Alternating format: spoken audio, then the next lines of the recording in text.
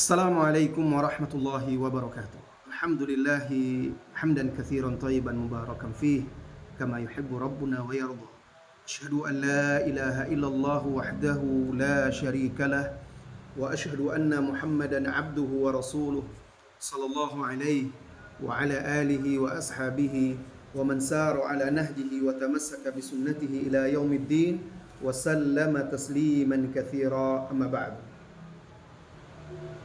Saudara-saudari kaum muslimin dan muslimat yang semoga senantiasa dirahmati dan diberkahi oleh Allah Tabaraka wa Ta'ala. Kita bertemu kembali di serial lebih dekat dengan Nabi Muhammad Rasulullah Sallallahu Alaihi Wasallam, dan ini adalah bagian yang keempat. Pada bagian yang terakhir atau yang ketiga, kita sudah bercerita tentang apa yang dilakukan oleh Nabi Sallallahu Alaihi Wasallam setelah selesai zikir, setelah salat subuh, kemudian zikir pagi, lalu datanglah orang-orang atau pembantu-pembantu yang ada di kota Madinah, yang rata-rata mereka remaja dan anak-anak, datang menemui beliau di masjid membawa mangkok atau cangkir yang berisi air.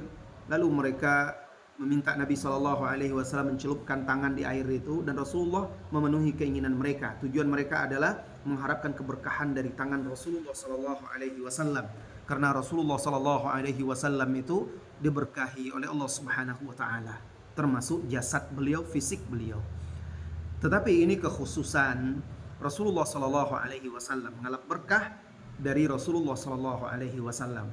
Jadi ini khusus untuk Rasulullah Sallallahu Alaihi Wasallam. Jadi jangan kita mengharapkan berkah-berkahan pula dari air sisa tangannya ustadz, guru, kiai ya.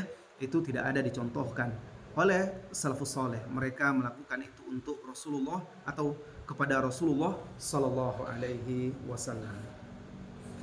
Adapun mengalap berkah dari sisa-sisa manusia selain Rasulullah Sallallahu Alaihi Wasallam, seperti sisa yang dilakukan oleh Rasulullah, ada pula orang misalnya ustadz, kiai dan segala macam mencemplungkan tangannya di air, lalu diharapkan air itu bisa diberkahi lalu minum.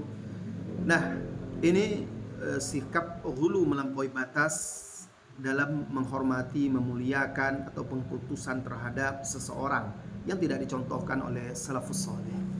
Baik, kita langsung masuk ke bagian 4. Apa yang dilakukan oleh Rasulullah Sallallahu Alaihi Wasallam setelah itu? Matahari atau hari mulai terang setelah beliau selesai membaca zikir pagi, dan para sahabat pun mulai merapat duduk melingkar di sekeliling Rasulullah Sallallahu Alaihi Wasallam. Rasulullah menghadap kepada mereka dengan wajah yang berseri, bercahaya, membuat semakin terang pagi hari tersebut. Kemudian Rasulullah Sallallahu Alaihi Wasallam wajah beliau terang benderang, bercahaya, dan barang siapa yang melihat wajah Rasulullah Sallallahu Alaihi Wasallam, pasti dia akan melihat tanda-tanda kebenaran di wajah beliau Sallallahu Alaihi Wasallam. Salah seorang sahabat yang dulunya adalah pendeta Yahudi lalu beriman, nama beliau adalah Abdullah bin Salam radhiyallahu anhu. Beliau ketika pertama kali melihat Rasulullah Sallallahu Alaihi Wasallam datang hijrah ke Madinah, beliau berkata, "Lamma tabayyantu wajhahu, araftu anna wajhahu laysa biwajhin kadzdzab." Tatkala aku melihat dengan jelas wajahnya, taulah aku bahwa wajah beliau itu bukanlah wajah seorang pendusta. Diriwayatkan oleh Bukhari dan juga Muslim. Nah, setelah itu, kadang-kadang setelah itu Rasulullah Sallallahu Alaihi Wasallam menyampaikan nasihat-nasihat singkat kepada para sahabat, seperti yang diriwayatkan oleh Al-Irbad bin Sariyah dalam sebuah hadis. Rasulullah Sallallahu Alaihi Wasallam memberikan mereka nasihat. Apa kata Al-Irbad? Wa'adana Rasulullah Sallallahu Alaihi Wasallam yawman ba'da salatil fajri mau'izatan balighatan dharafat minha al-uyun wa wajilat minha al-qulub. Kata beliau, suatu hari Rasulullah Sallallahu Alaihi Wasallam setelah selesai salat fajar, salat subuh, memberikan nasihat kepada kami, mau'izah, nasihat yang sangat menyentuh, yang membuat mata menangis dan hati bergetar. Faqala rajulun, inna hadhihi mau'izatu muwaddi', famadha ta'hadu ilaina ya Rasulullah. Lalu seseorang berkata, wahai Rasulullah, ini Ini adalah seperti nasihat orang yang akan berpisah. Maka apa wasiat atau pesanmu kepada kami, wahai Rasulullah sallallahu alaihi wasallam? Maka Rasulullah sallallahu alaihi wasallam bersabda kepada mereka, "Usikum bitaqwallah was-sam'i wat-tha'ah wa in 'abdun habasyiyun." Aku wasiatkan kepada kalian agar bertakwa kepada Allah dan mendengar serta taat kepada pemimpin sekalipun yang memimpin kalian adalah budak dari negeri Habasyah. Negeri Habasyah, negeri di Afrika, dekat Ethiopia, sekitar sanalah. Kemudian Rasulullah sallallahu alaihi wasallam melanjutkan, "Fa innahu may ya'ish minkum fasayara ikhtilafan katsira wa iyyakum wa muhdatsatil umur fa innaha dhalalatun faman adraka dzalika minkum fa 'alaikum bisunnati wa sunnatil khulafa'i ar-rasyidin al-mahdiyyin min ba'di addu 'alaiha bin nawajidh." Kemudian kata beliau, barang siapa yang hidup di antara kalian, maksudnya sesudah Rasulullah sallallahu alaihi wasallam, maka dia pasti akan melihat perselisihan yang banyak. Jauhilah oleh kalian perkara-perkara baru di dalam agama, karena sesungguhnya itu adalah kesesatan. Maksudnya perkara-perkara baru dalam agama yang tidak pernah dicontohkan oleh Rasulullah sallallahu alaihi wasallam, tidak pernah diperintahkan, tidak pernah dianjurkan. Para sahabat juga tidak melakukan. Lalu sepeninggal beliau muncul perkara-perkara baru dalam agama, maka kata Rasulullah sallallahu alaihi wasallam, kata Nabi, kata Rasulullah sallallahu alaihi wasallam, itu adalah kesesatan. Barang siapa yang menemukan hal tersebut, maka hendaklah mereka berpegang teguh, atau hendaklah ia berpegang teguh dengan sunnahku dan juga sunnah para khulafa ar-rasyidin yang diberi petunjuk sesudahku. Siapa khulafa ar-rasyidin? Abu Bakar, Umar, Utsman dan Ali radhiyallahu anhum ajmain. Ini mewakili para sahabat. Jadi ketika terjadi banyak perselisihan, ketika banyak muncul perkara-perkara baru dalam agama atau disebut juga dengan istilah bid'ah, maka apa yang harus kita lakukan? Berpegang teguh dengan sunnah Rasulullah sallallahu alaihi wasallam dan sunnah para sahabat, khususnya khulafa ar-rasyidin. Addu 'alaiha bin nawajiz, gigit dengan gigi geraham kalian. Maksudnya pegang keras, jangan lepaskan. Kalau kita makan daging yang keras, biasanya gigit pakai apa? Pakai gigi geraham. Agar apa? Agar tidak lepas. Nah, seperti itu. Maksudnya pegang teguh sunnahku dan sunnah khulafa ar-rasyidin al-mahdiyyin. Kaum muslimin dan muslimat.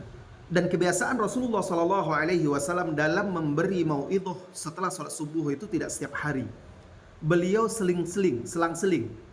Hari ini misalnya beliau memberi mau'idhah, besok beliau tidak, besok beri mau'idhah lagi, besok tidak, diselang-seling. Tujuannya apa? Agar tidak jenuh, karena sifat manusia itu ada kejenuhan. Ya, agar tidak jenuh dan tidak memberatkan mereka, apalagi pagi hari orang punya aktivitas, bekerja dan lain sebagainya. Hal tersebut diriwayatkan oleh Bukhari dan Muslim yang menjelaskan bahwa Rasulullah sallallahu alaihi wasallam ketika memberi pelajaran subuh itu tidak tiap hari tapi selang-seling. Tapi ini perkara yang lapang, ya. Bukan harus seperti itu. Tapi itu yang dilakukan oleh Rasulullah sallallahu alaihi wasallam. Kadang beliau beri wasiat, kadang tidak. Kalau misalnya ada di satu masjid atau majelis setelah sholat subuh, mereka rutin mengadakan pengajian khusus bagi yang bisa hadir, silahkan, tidak ada masalah juga. Dan terkadang Rasulullah sallallahu alaihi wasallam apabila beliau tidak memberi wejangan nasihat, beliau bertanya kepada para sahabat, "Hal fikum maridun a'uduhu?" Apakah ada di antara kalian yang sakit agar aku bisa menjenguknya? Jika para sahabat menjawab tidak ada wahai Rasulullah sallallahu alaihi wasallam, beliau bertanya, apakah ada di antara kalian yang wafat? Hal fikum janazah atba'uha, agar aku bisa ikut menyelenggarakan jenazahnya. Demikian besar perhatian Rasulullah sallallahu alaihi wasallam kepada jamaahnya, kepada warganya, masyarakatnya.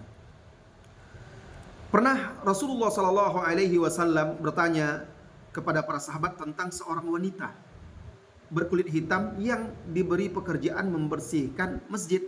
Diizinkan beliau, wanita ini, membersihkan masjid. Rasulullah sallallahu alaihi wasallam tidak melihatnya.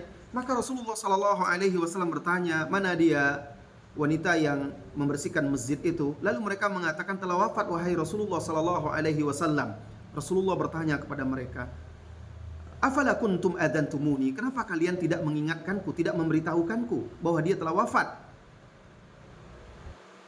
Para sahabat ketika itu menjawab, "Ya Rasulullah, matat minal laili wa dufinat fakarihna an nuqidhaka." Wahai Rasulullah, kata para sahabat, beliau wanita tersebut wafat di malam hari dan sudah kami makamkan. Kami tidak ingin membangunkan tidurmu atau membangunkanmu dari tidur. Seolah-olah mereka menganggap ini hanyalah seorang wanita berkulit hitam seperti itu dan tidak perlu sampai mengganggu Rasulullah sallallahu alaihi wasallam. Tapi apa kata Rasulullah sallallahu alaihi wasallam? Lihat, Rasulullah berkata, "Dulluni ala qabriha." Tunjukkan aku mana kuburannya. Lalu mereka menunjukkannya. Rasulullah sallallahu alaihi wasallam pergi ke kuburannya, kemudian menyolatkan jenazah wanita itu di kuburan tersebut dan mendoakannya. Subhanallah. Ini diriwayatkan oleh Al-Imam Al-Bukhari dan Muslim. Jadi kisah ini diriwayatkan oleh Bukhari dan Muslim. Apa pelajarannya wahai saudara? Pertama, perhatian Rasulullah sallallahu alaihi wasallam. Dia begitu perhatian kepada kaum muslimin yang tidak terlihat, beliau tanyakan.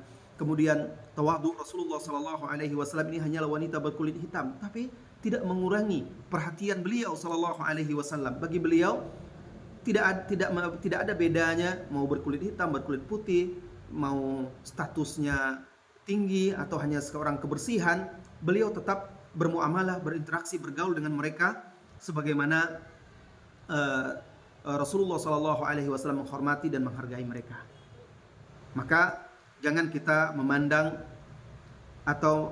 rendah status pekerjaan atau suku bangsa seseorang. Lihat Rasulullah sallallahu alaihi wasallam. Dan lihatlah wanita ini bagaimana dia mendapatkan keistimewaan. Rasulullah sallallahu alaihi wasallam datang ke kuburannya lalu menyolatkan dan mendoakannya. Subhanallah. Jadi kalau ada misalnya orang yang wafat kita belum sempat, atau ketika kita datang ternyata dia sudah dikuburkan, boleh kita datang ke kuburannya, menyolatkan jenazahnya dan mendoakan. Kenapa boleh di kuburan? Tapi katanya ada dengar tidak boleh sholat di kuburan. Ini sholat jenazah. Sholat jenazah itu tidak ada ruku dan sujudnya.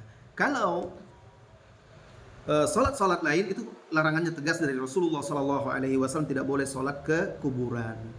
Dan mengenai bolehnya sholat jenazah di kuburan orang yang telah wafat, yang telah dikuburkan itu, bagi orang yang belum menyolatkannya, itu juga dijelaskan oleh Al-Imam An-Nawawi rahimahullahu ta'ala ketika mensyarahkan hadis ini dalam syarah Sahih Muslim. Sampai di sini dahulu pertemuan kita, mudah-mudahan bermanfaat dan semakin mendekatkan kita kepada Rasulullah sallallahu alaihi wasallam, menguatkan kita untuk semakin ittiba, meneladani beliau. Wassallallahu wasallam ala nabiyyina Muhammadin walhamdulillahi rabbil alamin. Assalamualaikum warahmatullahi wabarakatuh.